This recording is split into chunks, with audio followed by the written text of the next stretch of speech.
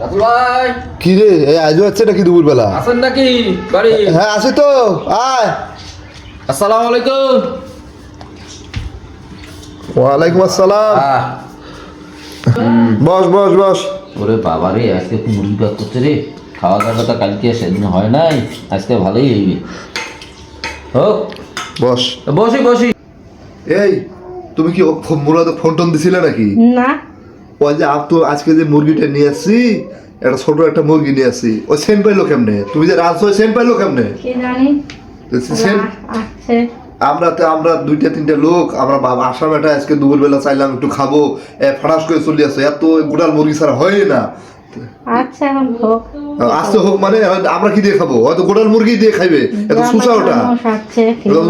জানা হয়েছে যে ও যে খায়, ওর যে সুসা আমি অভ্যাস, ও তো 2-3 পিস দিবে, ওটা হয় না, ও গোটাল ডেক্সি সহ আর লাগে ওবার। ওই ইয়ের সাথে তো আমরা খাবারই পাই না। কি করা যাবে? আচ্ছা আর কি করা যাবে? আচ্ছা মানে ইয়ার অত্যাচার বাড়ি ঘর ছাড়িয়ে আমার অন্য জায়গাতে বাড়ি করা লাগবে, থাকা যাবার না এই জায়গা। তার এর বিরক্তকর একটা সময়। আর দুপুর টাইমে খাবার টাইমে আসে, দুপুর টাইমে খাবার টাইমে আসে, হ্যাঁ দুপুর টাইমে খাবার টাইমে আসে, বিকেল টাইমে আসবে ভাই নাই হয়, দুপুর টাইমে খাবার টাইমে আসে, খালি ডিস্টার্ব এত। আজকে ভালোই হবে, সেদিন তো খাসি, অন্য জিনিস দিয়ে ভাজি তো ভালোই খাওয়া দাওয়া হইবে। বাবা রে, মুরগি আছে রে বাপ, দেখো গায়ে আছে নাকি আরো, মোরে একলা তো লাগবে।